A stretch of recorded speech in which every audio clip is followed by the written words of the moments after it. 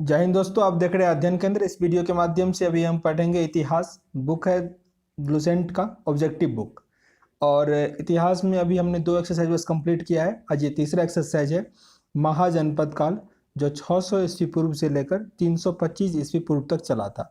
तो चलिए स्टार्ट करते हैं। पहला प्रश्न है अपना, जिसमें महाजनपद दिया गया है और उसकी राजधानी आपको यहाँ पे मिलाना है। तो गंधार का कहाँ पे था? तक्षशिला। गंधार का राजधानी तक्षशिला। सूरसेन का मथुरा, सूरसेन मथुरा। वत्स, वत्स था कौशाम्बी, वत्स का कौशाम्बी।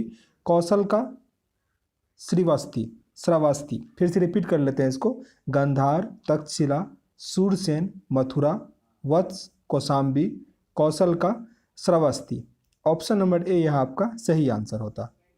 हर्यक वंश के लिए किस शासक को कुनिक कहा जाता था? हर्यक वंश के लिए किस शासक को कुनिक कहा जाता था? अजातशत्रु को, अजातशत्रु को। अजातशत्रु किस वंश से थे? तो हर्यक वंशी। बहुत इंपॉर्टेंट है ये। किस शासक ने गंगा एवं सोन नदियों के संगम पर पाटलिपुत्र नामक शहर की स्थापना की थी? ये किया गया था उदयन के द्वारा, उदयन। ऑप्शन नंबर बी सही है। शिशुनाग वंश का वह कौन सा शासक था जिसके समय में वैशाली में द्वितीय बौद्ध संगति का आयोजन किया गया? उसे काकवर्ण के नाम से भी जाना जाता था। यह था कालाशोक। कालाशोक को ही काकवर्ण कहा जाता था, जिसने वैशाली में द्वितीय बौद्ध संगति का आयोजन करवाया था, और वो शिशुनाग वंश का शासक था। 323 ईस्वी पूर्व में सिकंदर महान की मृत्यु कहाँ हुई थी? सिकंदर महान की मृत्यु कहाँ हुआ था? बेबीलोन, बेबीलोन में। सिकंदर महान एवं पोरस, पोरस को ही पुरु कहा जाता था। पोरस की सेनाओं ने निम्नलिखित में से किस नदी के आमने सामने वाले तटों पर पड़ाव डाला था? मीन्स किस नदी के तट पर वो रुके हुए थे? तो आंसर अपना क्या हो जाएगा? झेलम, झेलम नदी के तट पर। ऑप्शन नंबर बी सही है। किस प्रकार का मृद भांड भारत में द्वितीय नगरीकरण, शहरीकरण प्रारंभ का प्रतीक माना जाता है? फिर से रिपीट करते हैं। किस प्रकार के मृद भांड भारत में द्वितीय नगरीकरण के प्रारंभ का प्रतीक माना जाता है? उत्तरी काले पॉलिशकृत बर्तन। उस टाइम में पॉलिशकृत बर्तन मिल रहा था, ये अर्बनाइजेशन का प्रतीक था। ऑप्शन नंबर सी होगा यहाँ पे। पाली ग्रंथों में गांव के मुखिया को क्या कहा जाता है? भोजक या ग्राम भोजक? भोजक या ग्राम भोजक। ऑप्शन बी सही है। उज्जैन का प्राचीन नाम क्या था? उज्जैन का प्राचीन नाम अवंतिका, अवंतिका। ऑप्शन नंबर ए सही है। नंद वंश का संस्थापक कौन था? महापदनंद, महापदनंद। ऑप्शन नंबर ए सही है। ग्रीक या यूनानी लेखकों जिसने अग्रमीज या जेंड्रमीज कहा जाता था, कौन सा यूनानी लेखक था जिसे अग्रमीज या जेंड्रमीज कहा जाता था? उस लेखक का नाम था घननंद, घननंद। प्राचीन भारत में पहला विदेशी आक्रमण जिनके या किनके द्वारा किया गया था? प्राचीन भारत में पहला विदेशी आक्रमण किनके द्वारा किया गया था? ईरानियों के द्वारा, ईरानियों के द्वारा। Option A. प्राचीन भारत में दूसरा विदेशी आक्रमण एवं पहला यूरोपीय आक्रमण किसके द्वारा किया गया था? यूनानियों के द्वारा। इस दोनों प्रश्न को फिर से रिपीट कर लो, अच्छा प्रश्न है। ये था प्राचीन भारत का पहला विदेशी आक्रमण किसके द्वारा किया गया था? ईरानियों के द्वारा। फिर दूसरा विदेशी आक्रमण या फिर पहला यूरोपीय आक्रमण, ये किसके द्वारा? यूनानियों के द्वारा। ऑप्शन बी यहाँ सही था। ईरान के हखमनी वंश के शासक ने भारतीय भूभाग को जीतने के बाद उसे फारस साम्राज्य का 20वां प्रांत बनाया। वो शासक कौन था? उसका नाम आपसे पूछा जा रहा है। तो वो था डेरियस, डेरियस, दारायबाहु प्रथम। ऑप्शन नंबर बी सही है। हाइडेस्पस या बितास्ता, जिसे झेलम का ही पुराना नाम है बितास्ता या हाइडेस्पस, इसे उस युद्ध के नाम से भी जाना जाता है जो सिकंदर और पोरस के बीच हुआ था। या तो फिर मीन्स क्या बताएं, झेलम नदी के तट पर हुआ था, और झेलम नदी को उस टाइम में हाइडेस्पस कहा जाता है। इस नाम को नहीं भूलना, कहीं कहीं आपको हाइडेस्पस झेलम के बदले में डाल देगा, तो कंफ्यूज नहीं करना, बार बार रिपीट करो हाइडेस्पस, ठीक है ना। हाइडेस्पस का युद्ध तो ये किन दोनों के बीच हुआ था? तो आंसर मैंने बोल ही दिया, सिकंदर और पोरस के बीच हुआ था, सिकंदर और पोरस के बीच। इसको हाइडेस्पस का युद्ध भी कहा जाता है। तो प्रश्न अगर ये आ जाए कि हाइडेस्पस के युद्ध किन दो लोगों के बीच हुआ था या किन दो शासकों के बीच हुआ था? तो सिकंदर और पोरस के बीच। कब हुआ था? 326 ईस्वी पूर्व। 326 ईस्वी पूर्व हाइडेस्पस का युद्ध सिकंदर और पोरस के बीच हुआ था। वर्तमान में वही झेलम नदी है। सिकंदर ने भारत पर कब आक्रमण किया? सिकंदर ने भारत पर कब आक्रमण किया? वही हाइडेस्पस का युद्ध था 326 ईस्वी पूर्व। यहाँ पे शासक और वंश दिया गया है आपको, यहाँ पे सुमेलित। तो बिंदुसार था हर्यक वंश का, बिंबिसार हर्यक वंश का, कालाशोक शिशुनाग वंश का, कालाशोक शिशुनाग वंश का, महापद्नंद नंद वंश का, और बिंदुसार मौर्य वंश का। रिपीट कर लेते हैं इसको फिर से। बिंबिसार हर्यक वंश, कालाशोक शिशुनाग वंश, महापद्नंद नंद वंश, बिंदुसार मौर्य वंश। आगे 18वां प्रश्न है, इसमें भी महाजनपद और आधुनिक क्षेत्र दिया गया है कि उसको अब किस नाम से जानते हैं। मगध पटना, मगध पटना व गया जिला था। वत्स इलाहाबाद, वत्स कौन सा जगह था? इलाहाबाद। कौशल अवध, और अवंती मालवा। अवंती मालवा काफ़ी इंपॉर्टेंट है। कौशल अवध वत्स इलाहाबाद। मगध तो पता ही है, पटना और गया। मगध की प्रथम राजधानी कौन सी थी? मगध की प्रथम राजधानी कौन सी थी? गिरिव्रज या राजगिरी।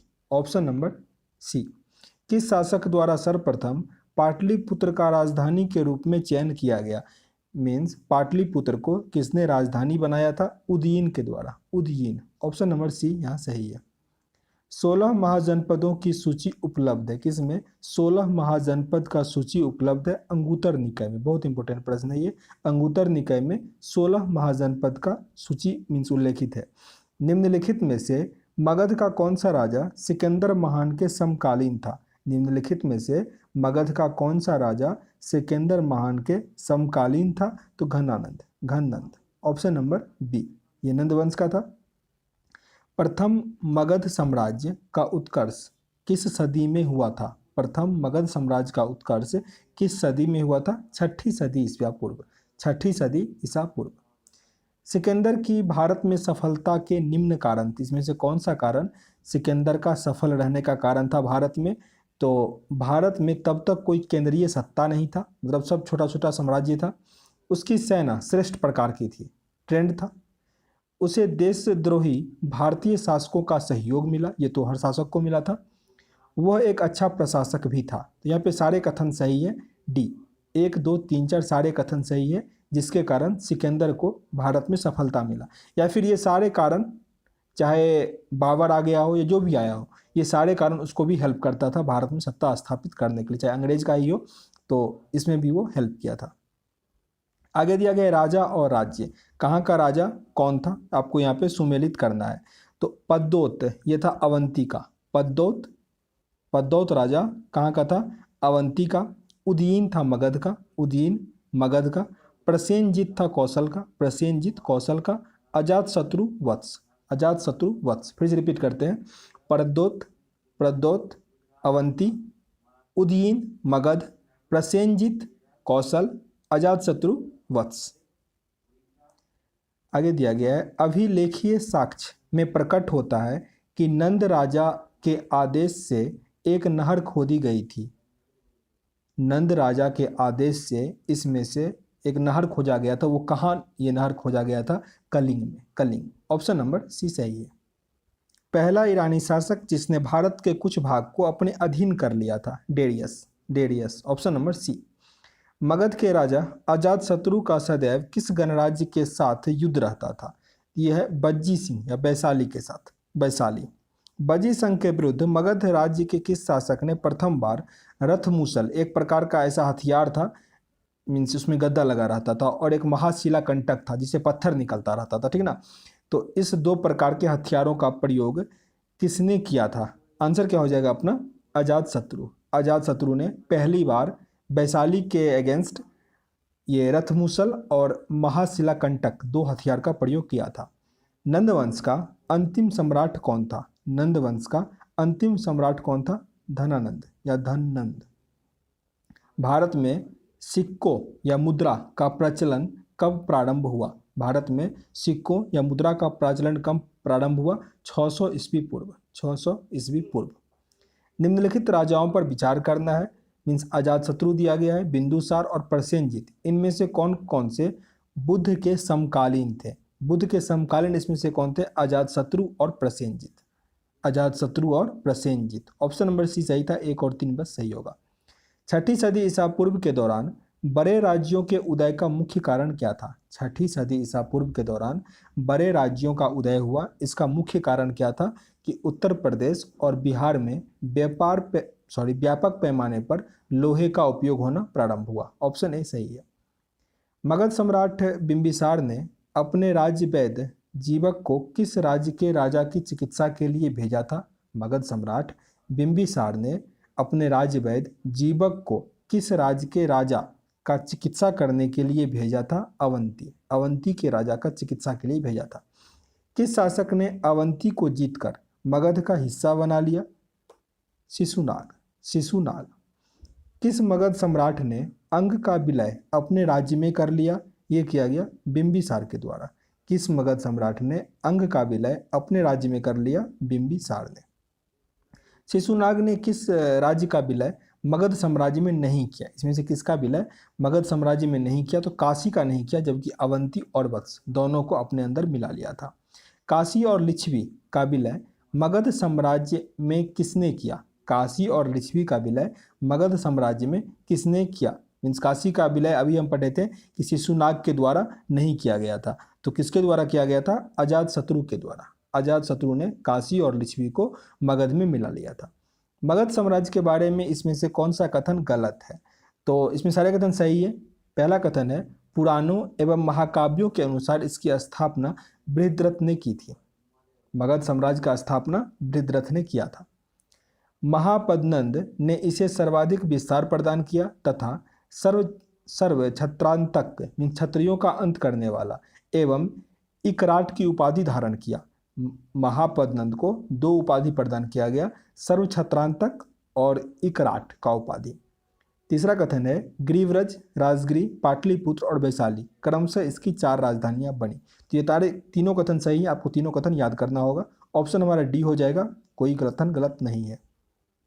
सिकंदर के आक्रमण के समय उत्तर भारत पर निम्नलिखित राजवंशों में से किसका शासक था? सिकंदर के समय 326 ईसा पूर्व में उत्तर भारत में किसका शासक था?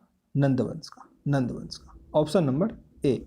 निम्नलिखित में से कौन सा एक 6ठी सदी ईसा पूर्व प्रारंभ में भारत का सर्वाधिक शक्तिशाली नगर राज्य था? इसको फिर से रिपीट कर लेते हैं इस प्रश्न को। निम्नलिखित में से कौन सा एक ईसा पूर्व 6ठी सदी मतलब 6ठी सदी ईसा पूर्व में प्रारंभ में भारत का सर्वाधिक शक्तिशाली नगर बन गया था? तो मगध। ऑप्शन नंबर डी आपका सही आंसर होगा। निम्नलिखित में से कौन कौन से भारत पर ईरानी आक्रमण के प्रभाव के रूप में जाना जाता है? पहला है खरोष्ठी लिपि का प्रचार, बिल्कुल सही है, खरोष्ठी लिपि का प्रचार हुआ। खरोष्ठी लिपि जैसे उर्दू लिखा जाता है दाएं से बाएं की तरफ, तो ऐसा ही खरोष्ठी लिपि भी होता है।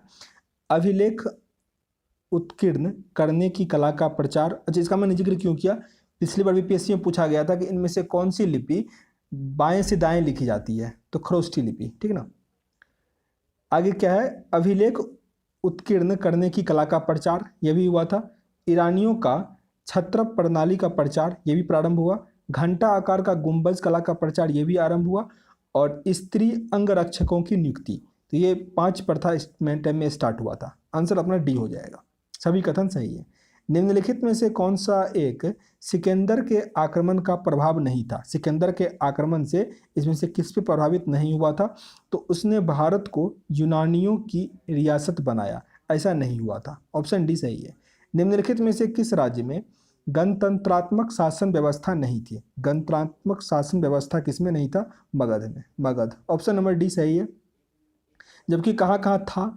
तो कपिलवस्तु के शाक्य, वैशाली के लक्षवी और कुशीनगर के मल्ल में गणतंत्रात्मक शासन व्यवस्था था। निम्नलिखित में से किसे सेनिया मीन्स नियमित और अस्थायी सेना रखने वाला कहा जाता था? जो परमानेंट सैनिक रखता था वो कौन था? बिंबिसार। ऑप्शन नंबर ए।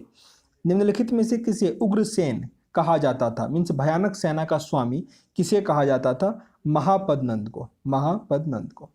डेरियस, जिसे दारियाबाहु प्रथम भी कहा जाता है, ने 526 ईस्वी पूर्व में सिंधु के तटवर्ती भूभाग को जीतकर उसे ईरान का 20वां क्षत्रपी मीन्स प्रांत बनाया, उसमें कितना राजस्व प्राप्त होता था? उसे कितना राजस्व प्राप्त होता था? 360 टैलेंट, 360 टैलेंट।